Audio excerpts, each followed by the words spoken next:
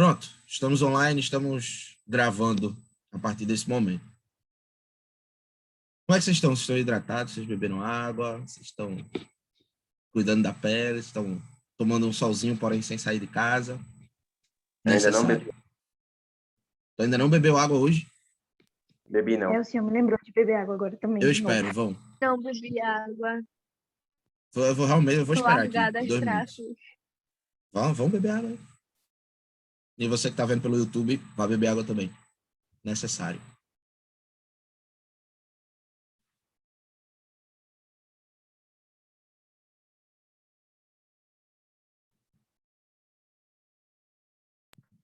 Bebi. Pronto. Passa. Estatisticamente, alguém mentiu aí. Mas vamos lá. Compartilhar aqui a tela para a gente seguir hoje a aula de Química. E a gente vai ver, provavelmente vai dar para a gente entrar mais a fundo, mas eu quero ver com vocês a parte de números quânticos que explica hibridização e que explica a teoria do octeto. A gente vendo isso, para mim, a aula dada, a aula bem sucedida, eu quero que você entenda essa parada. Entendendo essa parada, como eu disse, na química, você vai... Ok? Tá bom. Em casa é assim. Não lembro mais o que eu estava... Ah, sim. Entendendo as coisas da base, você vai entendendo os assuntos a posteriori todos. Enquanto que física é uma prateleira com livros na vertical, química é uma mesinha com livros um em cima do outro. Então, você precisa entender o de cima para poder entender todos os de baixo. E é o que a gente vai fazer hoje, beleza? A gente vai ver uma parada que, por si só, não é a cara do Enem cobrar, mas o que a gente vai ver hoje desbloqueia você, é o diferencial, é repertório. Para quando chegar lá na frente, tem uma galera que vai chegar para você e vai dizer assim, meu irmão, não estou entendendo nada, esse assunto é muito difícil. E você vai olhar para ele tipo assim, oxente, por que tu não está entendendo nada? Esse assunto não é tão difícil assim. Você vai ser essa pessoa.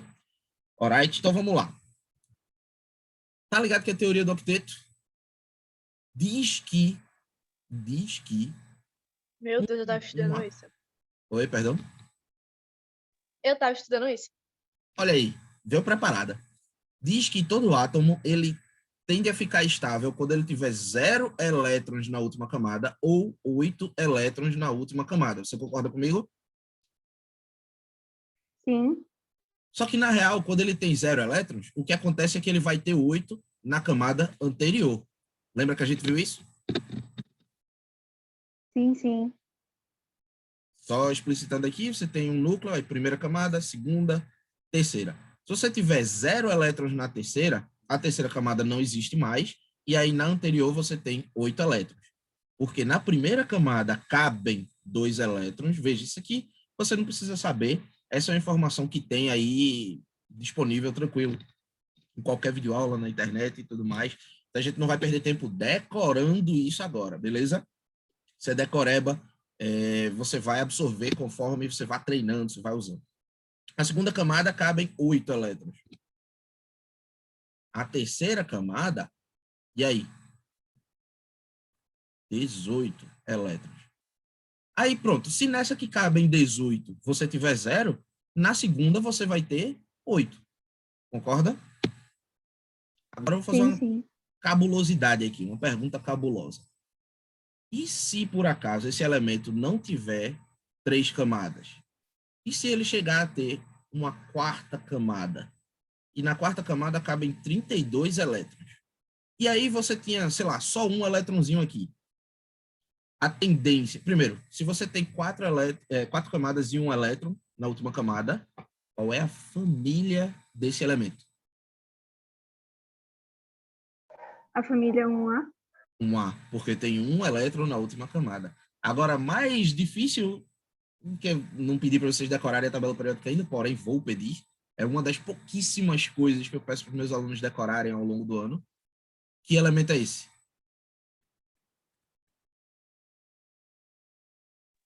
Ué, cadê? Ah, tá.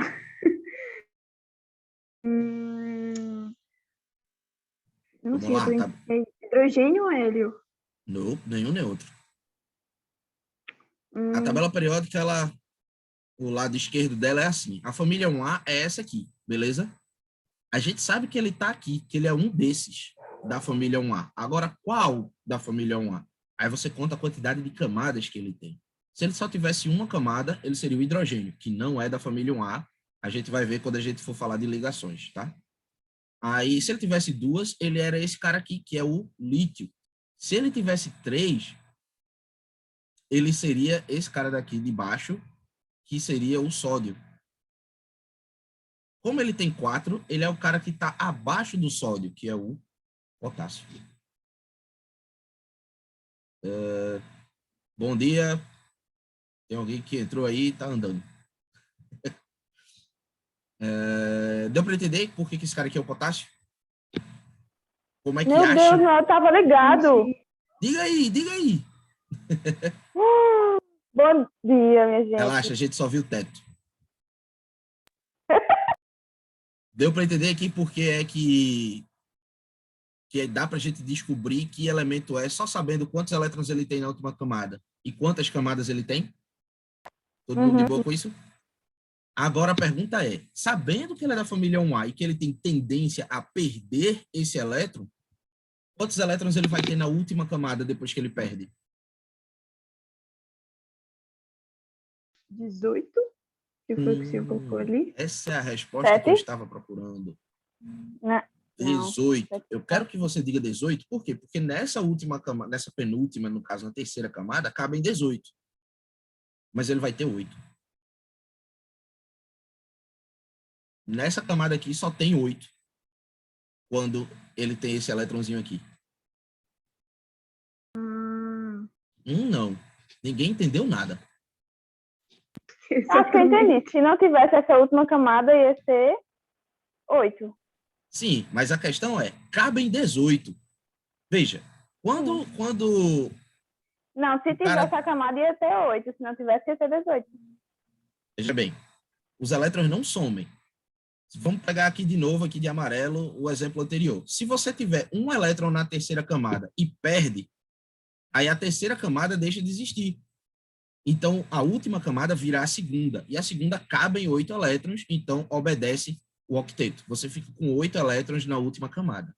Beleza? Mas, se não for isso, se ele tiver um elétron na quarta camada e perde esse elétron, aí a última camada passa a ser a terceira. E a terceira cabem 18. Mas só tem 8. Aí a pergunta é, por que só tem 8 se cabem 18? Essa é a pergunta que eu quero que você faça. Essa é a pergunta que eu quero que você esteja martelando na mente. Por que de acho tem 8 se cabem 18? E na próxima camada, vamos supor que ele tenha 5 camadas, com um elétron lá na última camada, na quinta camada, perde. Quando ele perde esse último elétron, a última camada dele passa a ser a quarta, que cabe em 32. Mas só vai ter 8. Por que, de acho, na penúltima camada sempre tem 8 elétrons? Essa é a pergunta. E a resposta é a aula de hoje. Vamos lá. Eu não sei se essa era a melhor estratégia para apagar as paradas aqui. Vamos lá. Desgrama. Todo mundo aí anda de ônibus? Não. Uhum. Em tempos de pandemia, não, né? Vamos lá. Vou fazer um esquema de ônibus aqui agora.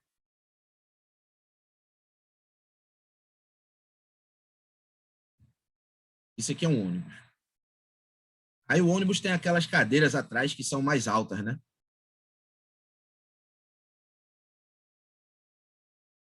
Tem ou não tem? Tô enganado? Tem. Inclusive, aqui eu escolho para sentar. Pois é. Tem.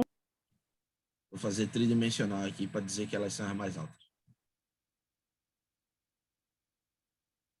Beleza. Aí vamos dizer que tem um aqui que cabem 2 pessoas, um aqui que cabem 2 pessoas, outro aqui que cabem 2 pessoas. Alguém falando aqui no chat.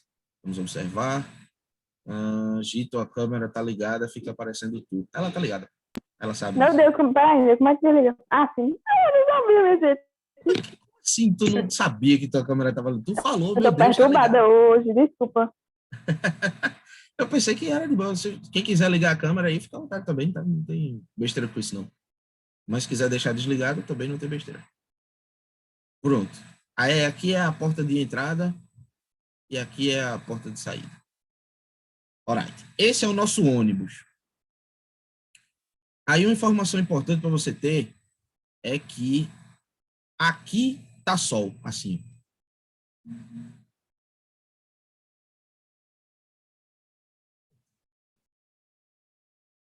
Esse pedaço que tá de amarelo aqui, tudinho, tá sol.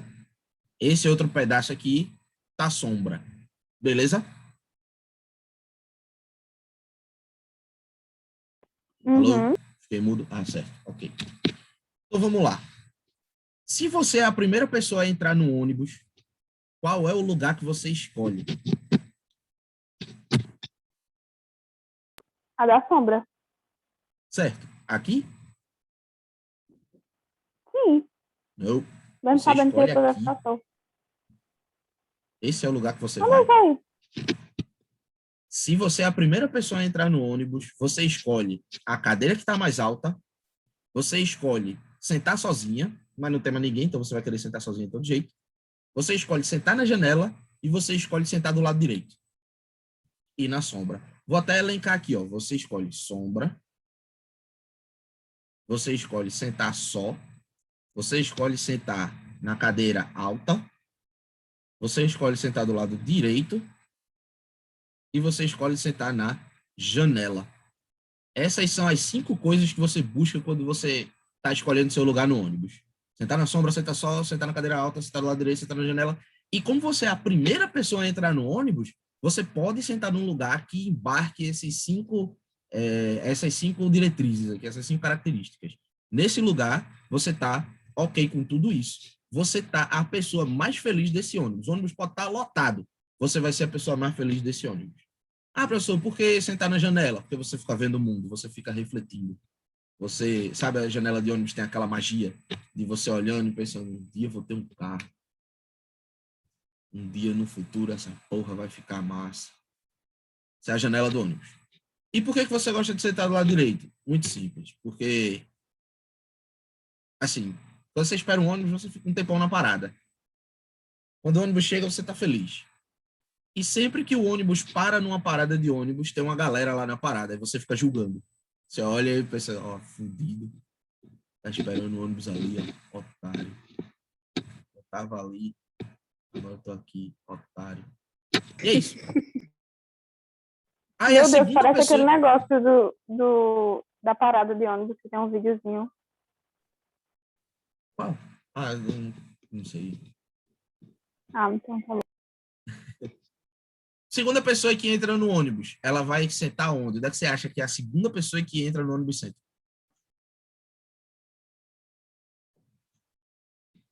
Ah, eu acho que ela sentaria do meu lado. Tu acha que... Não sei. Não, Eu ia ficar me tentando. ela não sentaria aqui. A segunda pessoa sentaria aqui. Veja bem, se ela sentar aqui, ela vai estar do lado direito. Só que ela não vai estar só. Se ela sentar aqui, ela vai estar só, mas ela não vai estar do lado direito. O que é que você acha que é melhor para uma pessoa que entra no ônibus? Estar longe das outras pessoas ou estar perto de onde ela quer estar? Longe das outras pessoas. Longe das outras pessoas. Grava essa mensagem aí, essa analogia. É mais importante você estar longe do que... Isso é para química, tá? Não necessariamente para a vida. É mais importante você estar longe do que você não quer do que você estar perto do que você quer. Entendeu? Ah, sim. Beleza. Isso, guarda isso aí. A gente vai usar já já. Mas vamos seguindo aqui. Aí entra outra pessoa no ônibus. Veja, você já está entendendo que não dá mais para seguir todas as diretrizes aqui. A única pessoa que consegue seguir todas as diretrizes é essa daqui. Todas as outras vão abrir mão de alguma. A próxima pessoa que entra no ônibus vai sentar onde?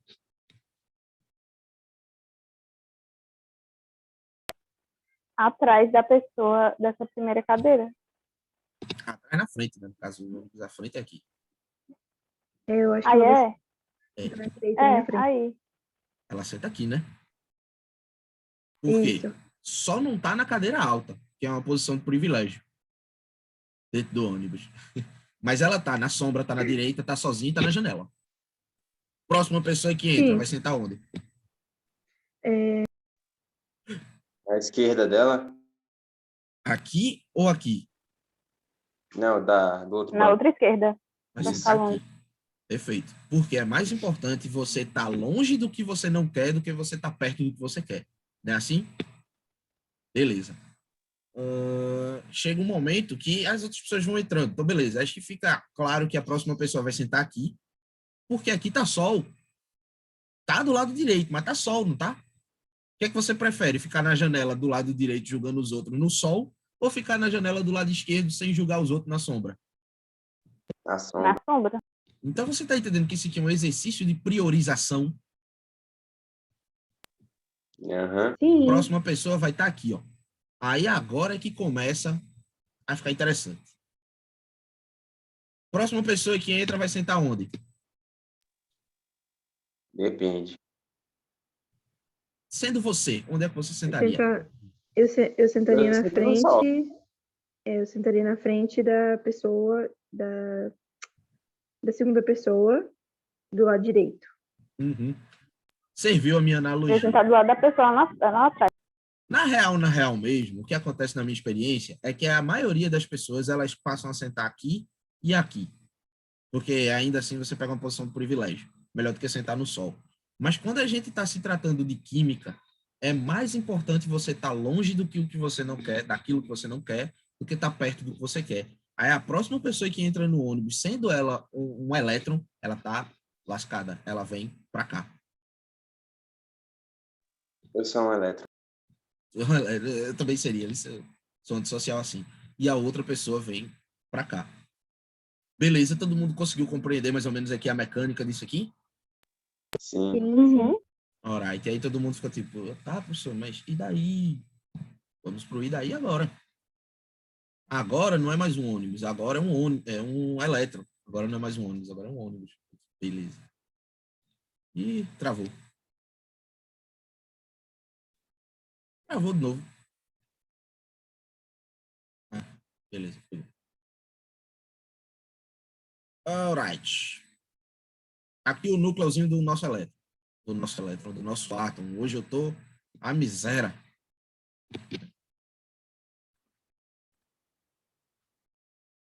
Núcleo do nosso átomo. Aí, primeira camada. Segunda camada. Terceira. Quarta. Óbvio que quanto mais longe for a camada, mais elétrons cabem nela, não é isso? Vamos lá. A primeira camada, vou até colocar os números aqui de quantos cabem, ok? 2 elétrons, 8 elétrons, 18 elétrons, 32 elétrons. Mas antes da gente preencher esse átomo aqui, eu quero que você entenda os números quânticos em geral. O que é isso? O que são os números quânticos em geral? Se você está estudando isso, você vai relembrar isso aqui agora. Eu vou só dizer, beleza? Vou só dizer, não vou explicar nada. Vou explicar quando a gente estiver preenchendo isso aqui. Mas vamos lá. Você tem a camada, que é o nível. O nível, ele é a camada. Você tem o subnível,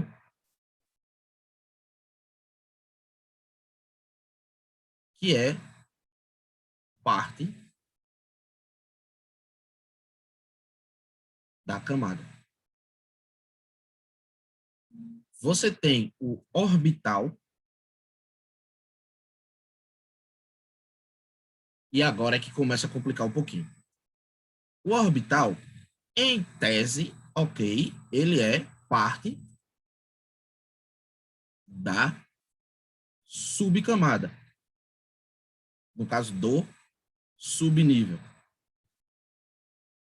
Porém, e de novo eu vou explicar depois, ele é a área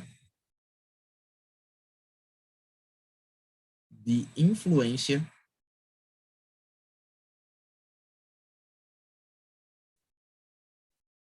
do campo magnético.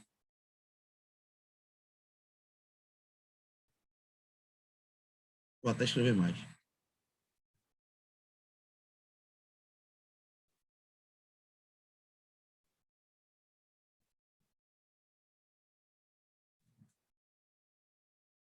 E você tem o último número quântico, que é o spin, que é o giro do elétron.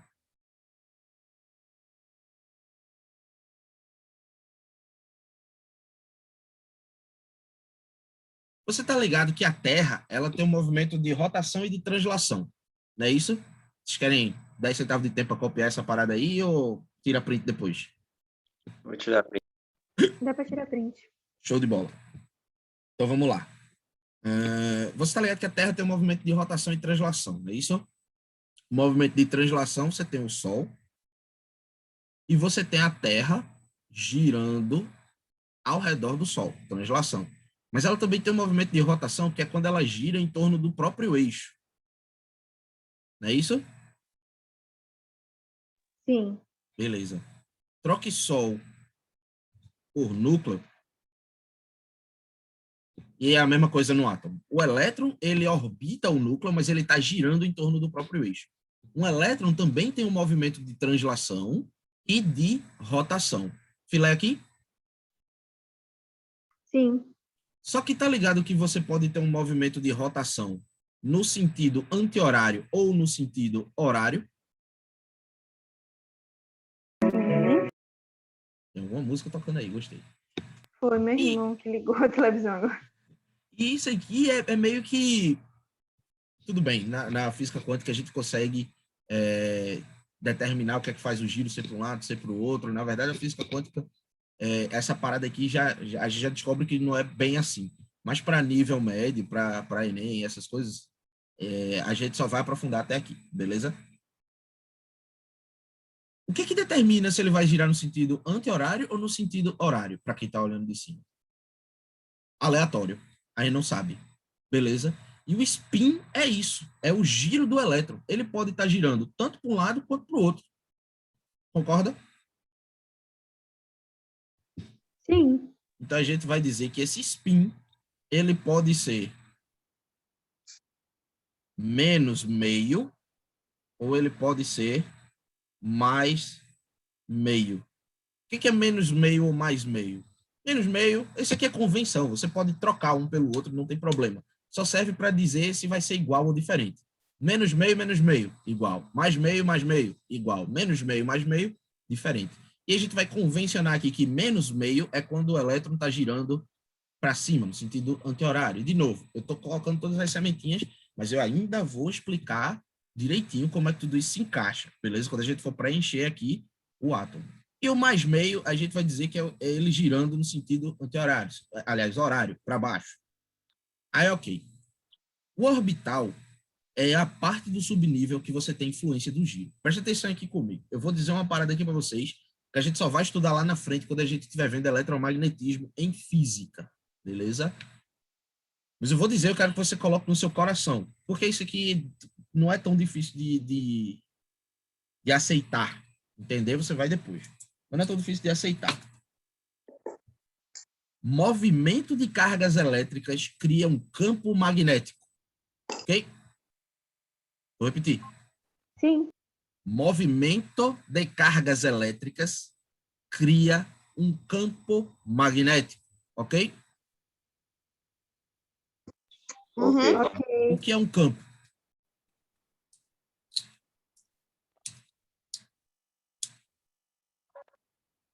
Eu acho isso massa. O podcast que saiu ontem da M0 chama Hora do Intervalo. Olha aí o jabá, a oportunidade. Chama Hora do Intervalo. Tem no Spotify, Deezer, iTunes, Google Podcast, tem na podosfera toda. Foi justamente sobre isso, sobre capsulização do conteúdo. Você entende cápsulas, mas você não entende o conteúdo inteiro. Você não realmente entende, você aceita as cápsulas. Então, quando eu digo a você que movimento de cargas elétricas gera um campo, você diz, ok, mas eu pergunto o que é um campo, você não me responde, você não entendeu qual é a consequência do movimento de uma carga elétrica. Eu vou explicar aqui mais ou menos por alto o que é um campo, para que você Energia. consiga entender. Hã? Energia. Não. Tem energia potencial dentro de um campo. Tem, mas não se define por isso.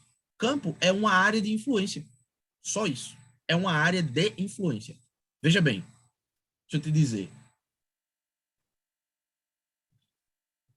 Eu, trigueiro, tenho massa. Portanto, eu tenho gravidade. Então, eu gero um campo gravitacional aqui. Concorda? Sim. A poeira que está passando muito rente à minha pele, muito pertinho, aquela que está microscopicamente perto, ela é atraída por mim, porque ela está dentro do meu campo gravitacional. Mas o ventilador que está ali, ele não é atraído por mim. Ele já está fora, ele é, né? Mas muito pouco. Já está fora do meu campo gravitacional, está fora da minha área de influência. Eu falando aqui na altura que eu estou falando, o meu cachorro está me escutando, porque ele está dentro da área de influência da minha voz. Isso é um campo sonoro.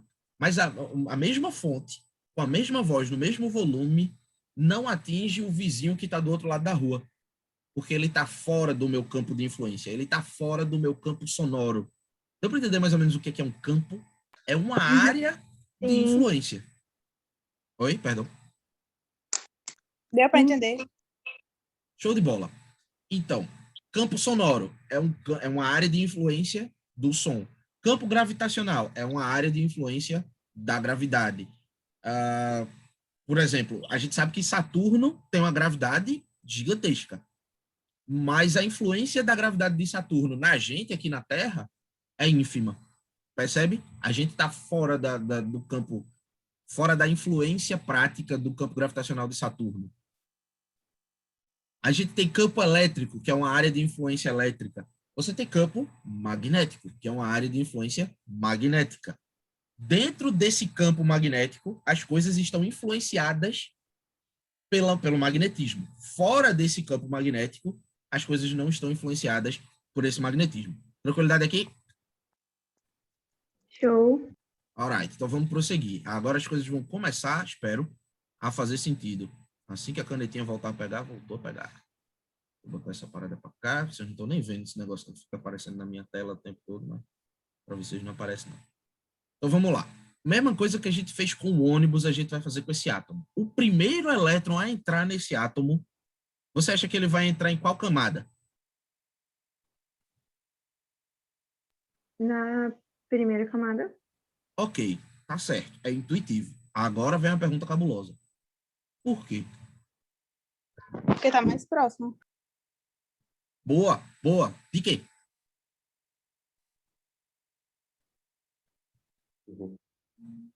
O núcleo. Do núcleo. Jairo falou alguma coisa aí e não deu para escutar, deve ter dito do núcleo também. Não, falei não. Tu podia mentir, cara. Tu podia... Eu gosto de ser honesto. Boa, boa. Tá mais perto do núcleo, mas o que é que tem de interessante para um elétron de ficar perto do núcleo? São as cargas dele. O campo magnético, tu disse? Nesse caso seria elétrico, porque o núcleo é positivo e o elétron é negativo. Inclusive eu vou botar o elétron de vermelho aqui. Vou só dizer aqui que o núcleo é positivo, por isso que ele está de verde, e os elétrons são negativos. Positivo com negativo atrai, concorda? Uhum. Obrigado. Vou desmontar o microfone para responder uma pergunta idiota que eu fiz. Se atrai, você acha que é mais fácil você ficar perto do que te atrai, do que está te puxando, ou você ir para longe do que está te puxando? Onde é que você gasta mais energia? Ficando perto ou ficando longe do que te puxa? Ficando longe? Ficando longe. Então, se eu sou o primeiro elétron a entrar no átomo, se eu sou o primeiro cara a entrar no ônibus, eu quero ficar na posição mais confortável que eu puder. Eu não quero estar gastando energia. Então, eu venho para cá, ó. Pô. Beleza? Agora, todo elétron, ele está girando ao redor de si mesmo. Ele tem um spin. Spin é giro, em inglês. Beleza? Você quer que esse elétron esteja girando no sentido anti-horário ou no sentido horário? Aí eu não sei. Chuta. Horário? Pronto, horário. Falaram horário aí, Jair falou horário, então vai ser horário. Por que horário? Aleatório. Não importa. Beleza? Nesse caso, o segundo elétron a entrar nesse átomo vai vir para cá. Porque para ele, ficar longe do núcleo é muito trabalhoso. E a primeira camada está muito pertinho do núcleo. Então ele vem para cá.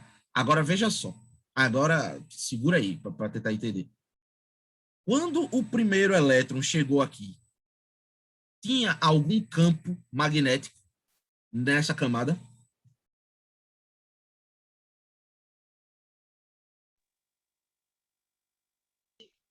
Tinha, tem. Não. Movimento porque de não. cargas elétricas é que gera campo elétrico. Quando esse elétron chegou, não tinha nenhum outro elétron. Então, não tinha campo então não. magnético gerado aqui. Compreendem? Sim. Sim, sim. Agora, quando o segundo elétron chegou, já tinha o campo magnético gerado por esse elétron aqui. Concorda? Concordo. Então, o campo magnético já existente obriga esse elétron a girar para o outro lado. Se o primeiro elétron estava girando no sentido horário, o segundo elétron vai ter que girar no sentido anti-horário. Oxe, então eles vão se bater? Não, calma. Esse giro aqui é o de rotação, não de translação, tá? Não é a órbita do núcleo, não. É o giro que ele faz em torno de si mesmo. Ah, sim. Beleza? Mas a sua pergunta é pertinente. Os giros também não são todos necessariamente no mesmo sentido, os giros de translação, os giros em torno do núcleo. Eles são órbitas elípticas e, segundo os modelos quânticos que a gente tem hoje, nem necessariamente são giros, eles são teletransportes, mas isso aí é um aprofundamento que a gente não vai chegar, não. Gostaria. Talvez numa aula extra a gente fale sobre ciência. Nesse nível aí é bem interessante, ajuda bastante. Sim, por favor. Gosto quando meus alunos gostam de ciência. Beleza, terceiro elétron a entrar nesse átomo. Vai entrar onde? Na segunda camada. Na segunda camada. Então, vou botar ele, sei lá, vou botar ele aqui. Quer que gire para cima ou para baixo? Tipo, anti-horário ou horário? Anti-horário, beleza. Esse cara aqui vai girar anti-horário. O próximo elétron, ele vai entrar aqui. E vai ser obrigado a girar no sentido horário. Concorda comigo? Uhum. Sim. Beleza. Isso porque esse primeiro pedacinho aqui é um subnível chamado S. O nível é o 2, é a segunda camada. Beleza? Sim. E a primeira camada, ela é tão pequena que ela só cabe um subnível, também chamado S. Só que os subníveis são 4. A gente tem os subníveis S, P, D e F. Esses são os 4 subníveis que a gente tem na prática. Na teoria são infinitos, mas na prática são esses 4.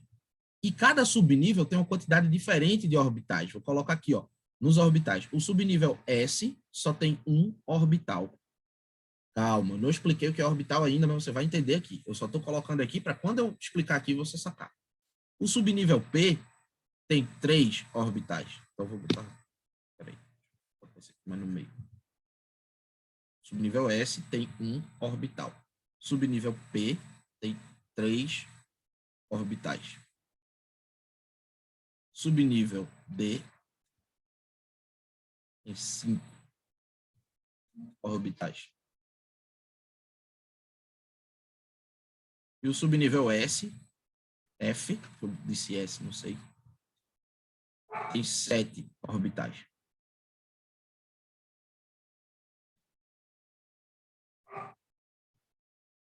E o que é um orbital? É a área de influência do campo magnético gerado pelo spin. E agora você entende o que é o campo magnético gerado pelo spin. O que isso quer dizer? Que no segundo nível, eu tenho um subnível S, mas eu tenho um subnível maior chamado P. Por que eu sei que o subnível P é maior que o S? Porque o S só tem um orbital, enquanto que o P tem 3. Então, eu vou pegar esse subnível P e eu vou dividir ele em 3 orbitais, 3 espaços. E cada espacinho desse se parece muito com o subnível S.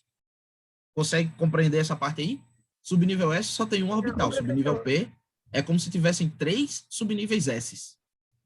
Percebe? Não, essa parte eu entendi. Por que tem 3 o P? Ah, isso aí é empirismo. A galera foi testando e descobriu o que é. Simplesmente é assim. Ah, entendi. Tem muita coisa na física quântica que a gente não pode nem ter certeza que é assim, tá? Lembra de Dalton, Thomson, Rutherford e Bohr? Com os Sim. dados que a gente tem, a gente supõe que é assim. Entende? Mas quanto mais a física quântica avança, mais a gente vai descobrindo que não é bem assim. Inclusive, caramba, qual é o nome dele? Acho que foi Heisenberg que desteorizou isso aqui. Tem muitos indícios de que não necessariamente é assim, apesar de que, para tudo que a gente precisa na prática, essa ótica aqui funciona. Beleza? Ok. Show. Então vamos seguir o baile aqui. O próximo elétron que entra, vai entrar onde? Na terceira camada. Não. Ou na Ainda ou na tem esse segunda. espaço todinho aqui da segunda camada. Vamos dizer que ele vai entrar aqui. Ah, agora eu tô entendendo. Não, então, essa aula é cheia disso, de tipo, estou entendendo. Não, calma, eu achei que seria assim. Ah, beleza. Estou entendendo. Não, que porra é essa? Como assim? Essa é uma aula que é assim, explica, complica, explica, complica, explica, complica. Mas como eu disse, seu cérebro, ele responde muito melhor uma correção do que uma informação. Então vamos junto comigo nessa doideira aqui. Diga aí, sei lá, Giovana, diga aí, você quer que ele esteja girando no sentido anti-horário ou no sentido horário? Horário. Horário. Beleza. O próximo elétron vai entrar onde? Do lado dele? Na segunda camada. Ele vai entrar aqui, ó.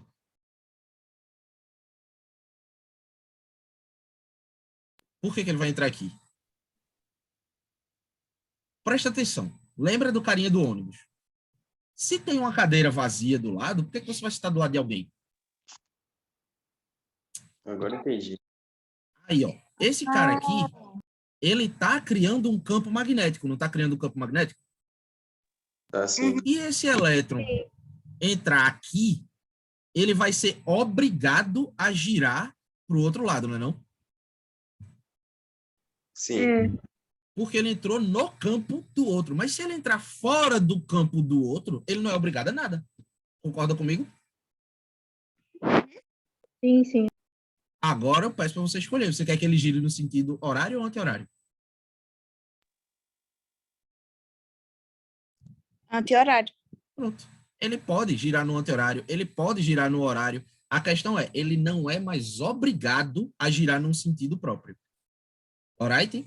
Aí o próximo elétron vai entrar onde? Na Se terceira estivesse camada. perto do outro, Segunda camada ele ia ainda. tirar anti-horário? Se ele tivesse aqui, ele teria que girar no anti-horário. Teria que. Mas entenda que teria que é diferente de pode. Entendeu? Aqui ele pode girar no anti-horário ou no horário. Aqui ele teria que girar no anti-horário. Entendeu? Tá ligado. Próximo elétron, ele vai entrar aqui, ó. E aí você pode dizer horário ou anti-horário. Tudo faz. Vou botar aqui horário de novo. Sacou? E o próximo elétron entra onde? Na terceira camada. Não. Tem espaço ainda. Cabem 8. Só tem 5. Faltam 3. O próximo elétron, ele vai entrar aqui, ó. E aí agora ele vai ser obrigado a girar para o outro lado. O próximo vai entrar aqui e vai ser obrigado a girar para o outro lado. O próximo vai entrar aqui e vai ser obrigado a girar para o outro lado. Como é que você aprende isso na sua aula comum, na sua aula de livro e tudo mais? Vamos preencher o orbital P. Vamos preencher o nível 2. O nível 2, ele tem um subnível S e tem um subnível P. S, P. Aí o S você preenche assim, ó, setinha para cima, setinha para baixo. O P você preenche setinha para cima, setinha para cima, setinha para cima. Depois que preenche tudo, setinha para baixo, setinha para baixo, setinha para baixo. Não é assim? Esse aqui, ó. O primeiro elétron entrou, setinha para cima. O primeiro elétron entrou, setinha para cima. O primeiro elétron entrou, setinha para cima. Porque os elétrons eles não querem entrar num orbital que já tem alguém. Eles não querem entrar num orbital que já tem um campo magnético ali, entende? Então ele vai para fora da influência desse campo. Aí é o outro orbital. Terminou... Trigueiro. Oi, perdão. Manda. Aí todos vão ficar assim? Setinha pra cima, setinha pra baixo? Sim. Setinha para cima... Nenhum Oi, vai diga. ficar setinha pra baixo, setinha pra cima, não? Não, então é isso que eu ia dizer agora. Setinha para cima é convenção. Setinha para cima quer dizer o elétron que entrou ali pôde escolher. Setinha para baixo quer dizer o elétron que entrou ali teve que girar naquele sentido.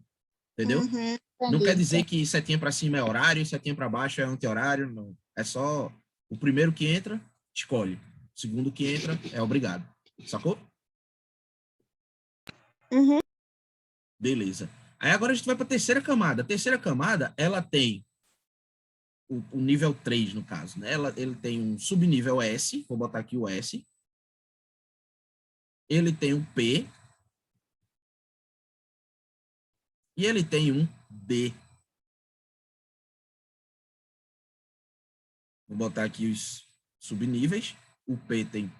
Os subníveis não, os orbitais. O P tem 3 orbitais e o D tem 5 orbitais.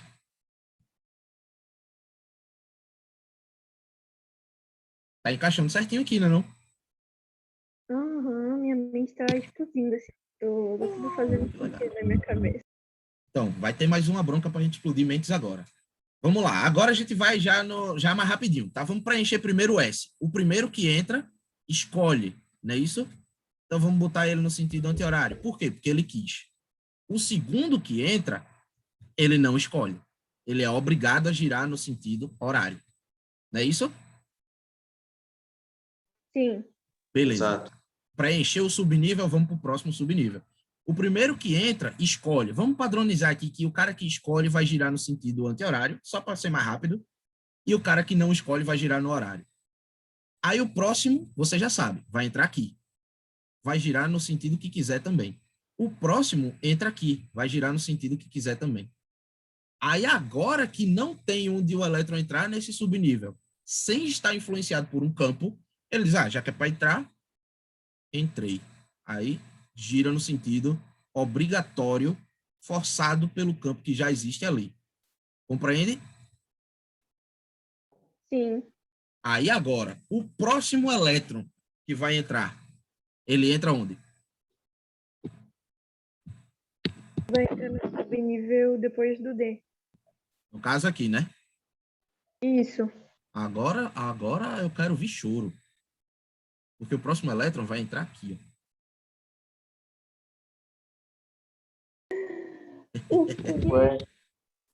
Ué.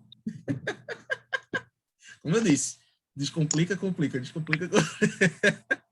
Febre do gato, né? Eu gosto dessas reações, velho, do aluno. Pô, eu achei que eu estava entendendo, justo quando eu achei que eu estava entendendo. Pessoal, é mais importante você ficar longe do que você não quer do que você ficar perto do que você quer. O próximo elétron, quando ele entra, ele vai tentar entrar aqui, ele vê essa cambada de elétron todinha aqui, ó. Elétrons são negativos, você concorda comigo? Sim. Negativo com negativo não repele? Aí o elétron vem aqui, ó. Ele pensa, eu quero ficar perto do núcleo, porque o núcleo é positivo, ele está me chamando. Mas para eu entrar aqui e ficar perto do núcleo, eu tenho que aguentar essa cambada de negativo todinho aqui, me repelindo. Aí, para esse elétron, gasta menos energia ele ficar longe do núcleo, um pouco mais longe, se ele vai também ficar longe da galera negativa que está repelindo ele. E por que ele não fez isso na camada P? No subnível No caso, P? esses elétrons daqui, né? Não. Os de baixo, da segunda camada também. Esses aqui também. Porque não tinha tantos elétrons forçando eles para fora.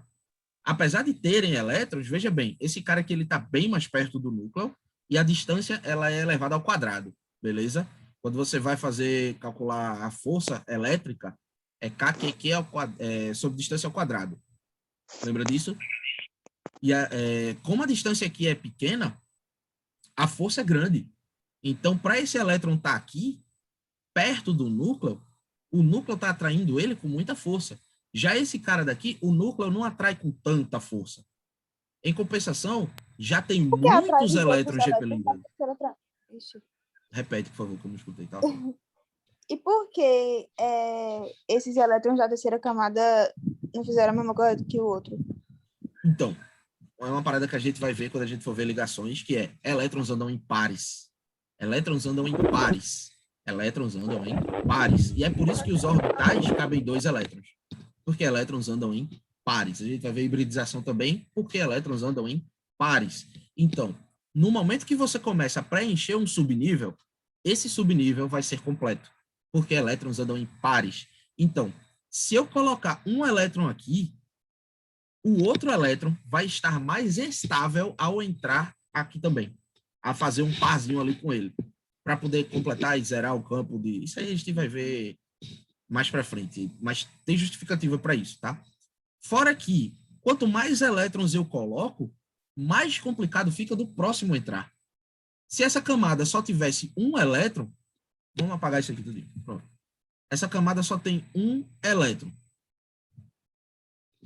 Eu colocar outro aqui, não é tanto problema, porque a repulsão não é tão grande. Mas essa camada já tendo 8 elétrons, eu colocar o 9º, a repulsão é grande. Tem 8 elétrons repelindo ele nessa camada, sem contar os anteriores. Percebe? A quantidade de negatividade influencia também. Sim, é aquela coisa que o senhor falou de prioridades, né? O núcleo está tão... nem vale a pena ele ficar na terceira camada. Exatamente. Aí ele vem para cá, ó, para o S da camada 4. Aí ele vai girar para o lado que ele quiser. E o próximo? O próximo vem para cá. Também para o S da camada 4. Só que agora ele vai girar para o lado oposto. E o próximo?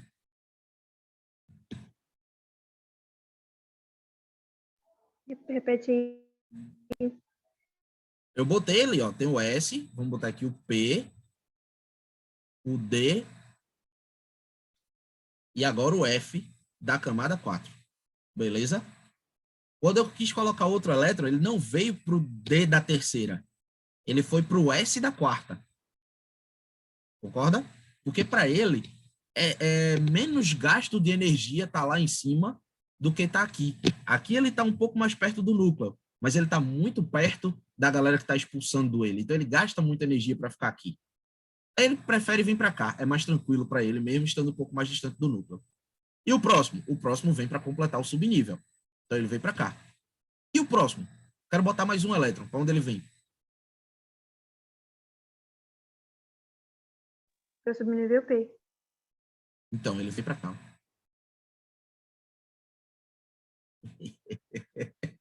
Professor, pelo amor de Deus. Veja bem, por que esse elétron veio para cá? Porque aqui tinha muita gente. Aí ele pensou, pô, eu prefiro ficar no Sol. Lembra do ônibus? Eu prefiro ficar no Sol do que ficar perto das outras pessoas. Lembra disso? Sim. Só que, se no Sol já tem gente, você vai ter que ficar perto de outras pessoas de todo jeito. Aí você quer ficar no Sol ou na sombra? Na sombra. Esse próximo elétron que pensa, que entra, ele pensa, pô, aqui na sombra tá cheio de gente, vou pro Sol. Só que quando ele chega lá no Sol, ele vê, oxe, tem gente aqui também. Se é para ficar perto de outros elétrons, eu prefiro ir para a sombra. E por que o outro não fez também isso, professor? Porque Então, ele queria ficar próximo. Exatamente. Ele queria não ficar perto de outras pessoas. Quando ele chegou aqui, estava vazia essa camada. Não tinha outras pessoas. Entendeu? Aí a dúvida que está na cabeça de vocês agora é: e como é que eu vou saber quando é que o elétron vai querer ir para fora, quando é que o elétron vai querer ir para dentro, quando é que isso, quando é que aquilo tudo? E aí eu explicar-lhes-ei. Alguém já fez isso por nós. E esse alguém se chama Linus Pauling. Agora vai ser massa. Não sei se foi Linus Pauling, acho que foi. Você tem aqui, ó, primeira camada, primeiro nível, segundo nível, terceiro nível, quarto nível, quinto nível. Isso aqui são as disposições de energia dos níveis. No primeiro nível, você tem só um subnível, que é o S. No segundo nível, você tem um S e um P. No terceiro nível, você tem S, P e D. No quarto nível, você tem S, P, D e F. E assim vai. A gente não vai chegar no quinto, não, mas vou botar aqui. S, P, D, F. Acredito que todos vocês já viram isso aqui pelo menos uma vez na vida. Tô certo? Sim, sim. Uhum. Então, Alright. beleza. Ele pensou, o diagrama de energia, ele é feito numa diagonal de cima para baixo, da direita para a esquerda. Como assim? Os primeiros elétrons que entram, eles vão para o subnível S da primeira camada. Foi o que a gente fez. Não foi? Sim. Nossa, agora- E os Mas- próximos? Os próximos, eles vão para... Deixa eu botar essa parada aqui assim.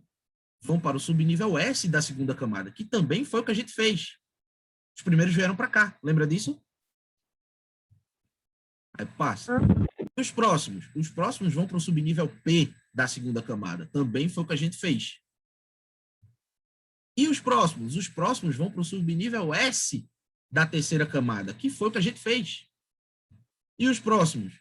Os próximos vão para o subnível P da terceira camada, que também foi o que a gente fez. Tá, e os próximos? Os próximos vão para o D da terceira? Não. Os próximos vão para o S da quarta camada. Também foi o que a gente fez. E depois que o S da quarta camada está preenchido, para onde eles vão? Aí eles voltam para o D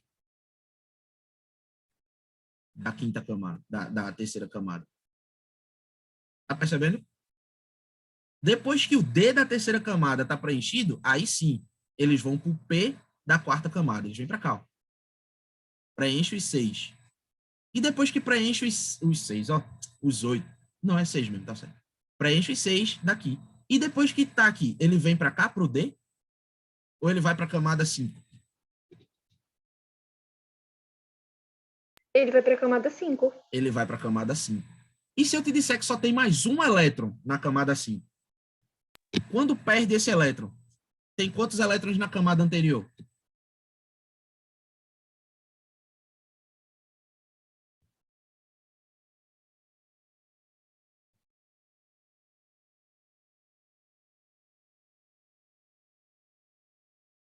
Meu Ninguém? Deus, travou, foi? Não, eu tô esperando alguém responder alguma coisa. Qual era a pergunta? Por quê? Se só tem um elétron na camada 5 lá, no S da camada 5, ele é da família 1A, não é isso? Sim. Então, vou botar aqui, a camada 5, fantasia aqui, camada 5. Ele é da família 1A. Quer perder esse elétron, não quer não? Uhum. Quando ele perde, a camada 5 deixa de existir. A última camada dele passa a ser a 4. Quantos elétrons ele tem na última camada? 8. 8.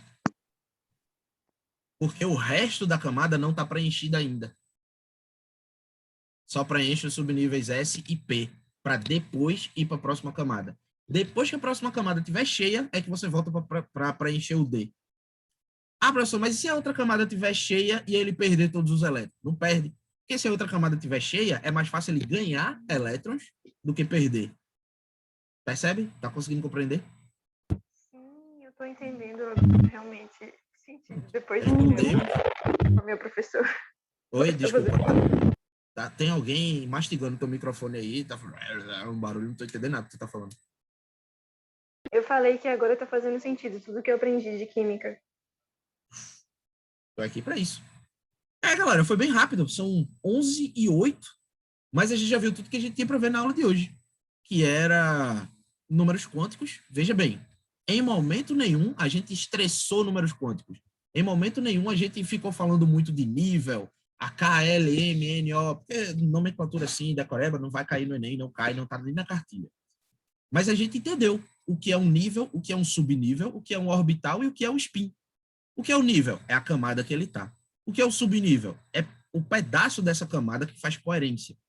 O que é o orbital? É um pedaço de influência magnética gerada pelo giro do elétron.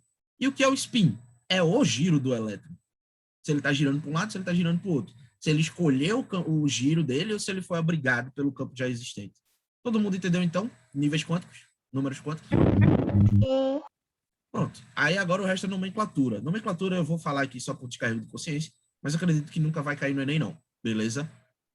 Você tem as camadas 1, 2, 3, essas paradas tudinho, que são as camadas K, L, M, N e por aí vai. Então, a primeira camada é a camada K. A segunda camada é a camada L. A terceira camada é a camada M.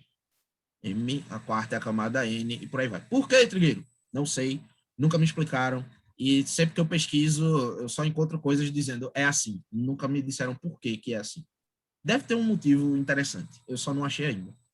Subníveis S, P, D e F, naquela disposição, né, de tamanhos. Subnível S tem uma orbital. Subnível P tem 3 orbitais. Deixa eu te perguntar. Subnível S, cabem quantos elétrons no subnível S? 2. 2 elétrons. E o subnível P, cabem quantos elétrons? 6. 4. 6 elétrons. O subnível P tem 3 orbitais. Cada orbital cabe em 2 elétrons. Não é isso?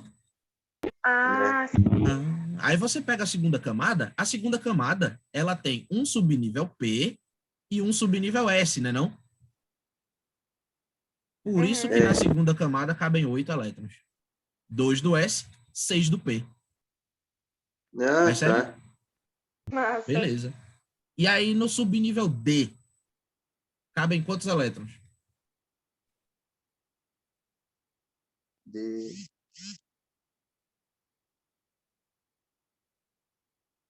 12. 10. Ih, caramba. Que cabe São 18. 5 orbitais, então vão caber 10 elétrons. E o subnível F, cabem 14 elétrons, porque são 7 orbitais. Então, se você for pegar essa camada aqui, ó, o que é essa camada? É um S, um P e um D. 2 mais 8, mais 6 mais 10. 18 elétrons. E a camada 4 é um S, um P, um D e um F. Soma tudinho, 32 elétrons. E por aí vai. Tudo se encaixa. Legal, né, não? O que mais? O que mais a gente pode destrinchar aqui? E os números que ficam 1, S? Então, Por a exemplo. gente vai chegar lá. Deixa eu só colocar essas paradas aqui. Essa é a parte que eu acho que não, realmente o Enem não vai cobrar. Não é bem a cara do Enem. O Enem quer que você resolva problemas, sabe? E aí você não tem como criar problemas contextualizados com uma parada tão aprofundada assim, sem fugir da cartilha do Enem. Mas ok, a gente vai ver também, deixa eu só terminar essa parada aqui. Esse orbital do meio, ele sempre vai ser o 0. No caso do P, você tem o 0, o menos 1 e o mais 1. No caso do D, você vai ter o 0, o menos 1 e o menos 2. O mais 1 e o mais 2. No caso do F, você tem o 0, menos 1, até o menos 3 e até o mais 3. Algum mistério aqui? Alguma bronca? Não, tá show. Show de bola. Então, posso apagar tudo que está aqui no quadro? No quadro. Calma, por que vai ser menos 3 mais 3, menos 2 mais 2? Porque o do meio é sempre o 0. E aí, quando você vai indo para a sim, direita, sei. vai aumentando. E quando você vai indo para a esquerda, vai diminuindo. Chegou? Ok. Posso apagar? Pode. Se quiser printar, a hora é agora. Já foi. Eu posso dar um desfazer aqui. Não, o print já tirei. Ah, sim, show de bola. Então, let's nessa, que vamos nessa. Em inglês.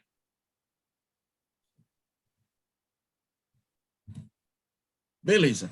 Se eu te der um elemento que tenha 30 elétrons. Deixa eu pegar 30, não. 30. Vou pegar um que eu saiba aqui.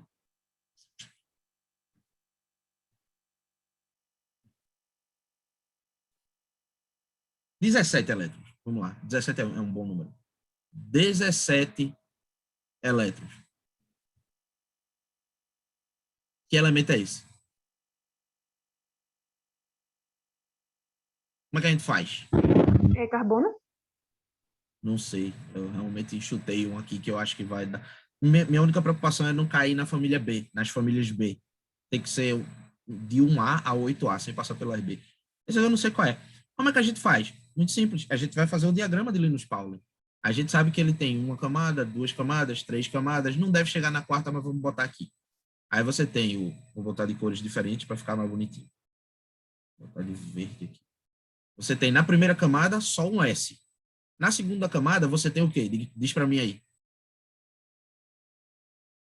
SP. S e P. S e P. Na terceira você tem S, P e D. Na quarta, S, P, D e F. E a gente não precisa ir mais além. Então vamos aqui. 17 elétrons, né? Passando pela primeira camada, a gente deposita 2. Dos 17 sobram quantos?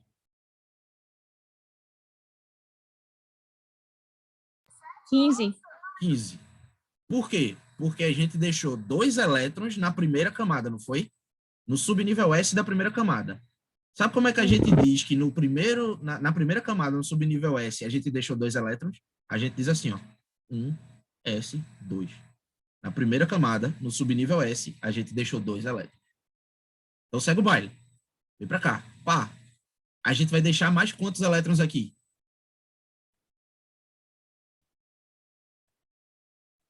2. 2, porque o S só cabe em 2. Só que agora é o S da segunda camada. Então, ó, 2, S, 2. Passou. Sobram quantos dos 15?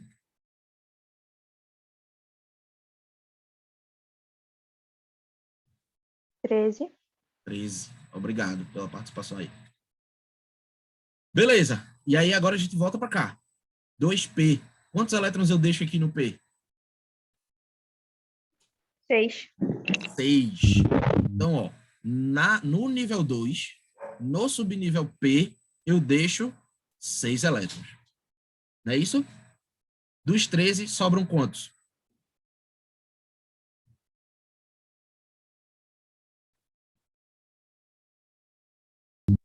Sobra. Ai, meu Deus. 5? 7. Ah, É isso. 13 7. menos 6, né? Aí sobram 7 elétrons. Beleza, então continua. Não acabou, continua. Aí a gente vem para cá. Tá entendendo o que a gente tá fazendo aqui, né? A gente tá pegando os 17 elétrons e distribuindo. Vou colocar 2 aqui, 2 aqui, 6 aqui. Aqui eu coloco quantos? 2. 2 também, só que agora é na terceira camada. Então aqui, ó, 3, S, 2. Passou. Sobram quantos elétrons agora?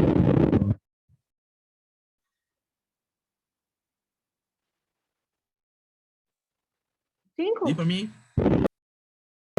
5, professor. 5 elétrons. Tudo bem.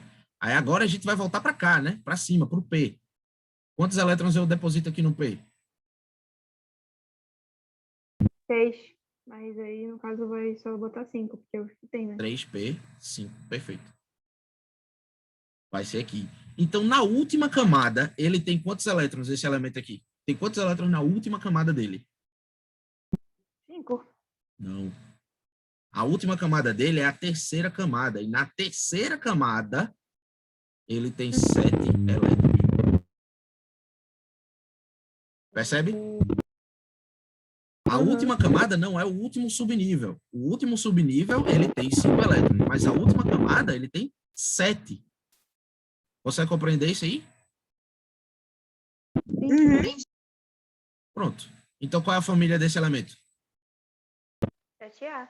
7A. Então, vamos voltar para a nossa tabelinha periódica esdrúxula aqui. Pan, pan, pan. Ele está nessa família aqui, que é a família 7A. Beleza? E ele tem 3 camadas. Então, ó, aqui, ó. Primeira camada. Segunda camada. Terceira camada. Como é que eu sei que ele tem 3 camadas? Simples. A terceira camada dele é a última.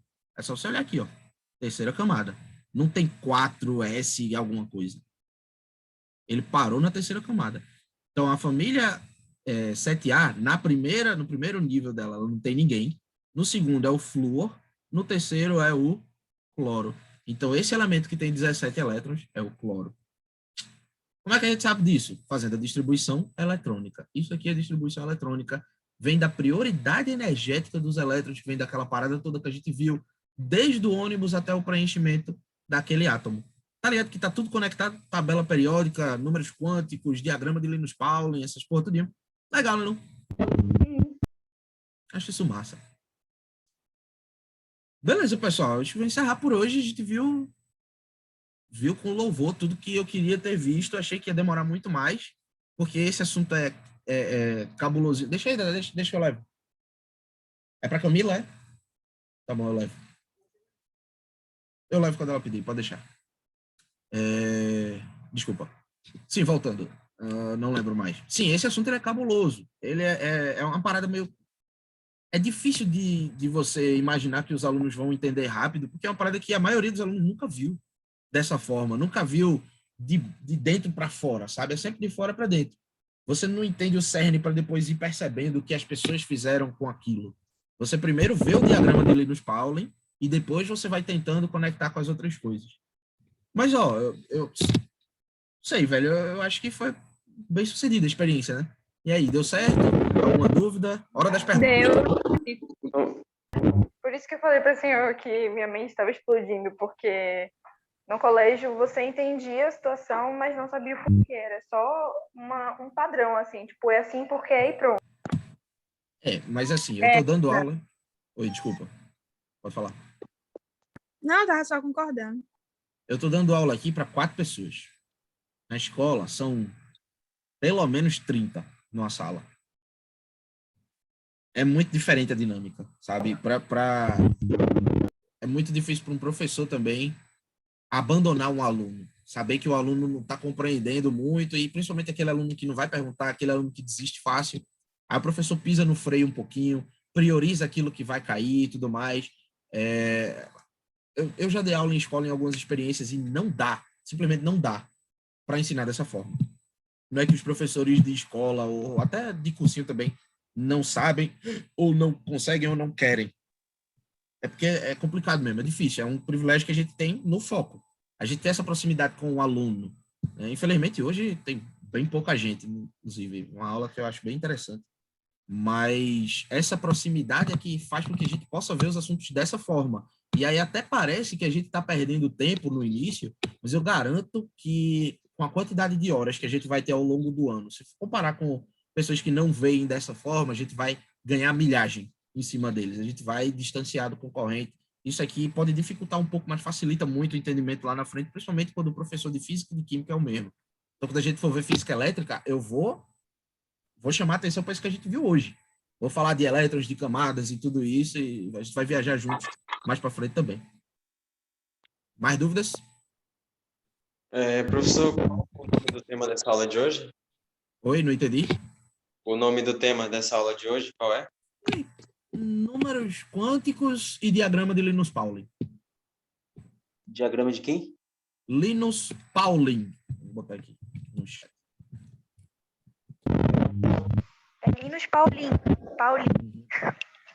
Tá.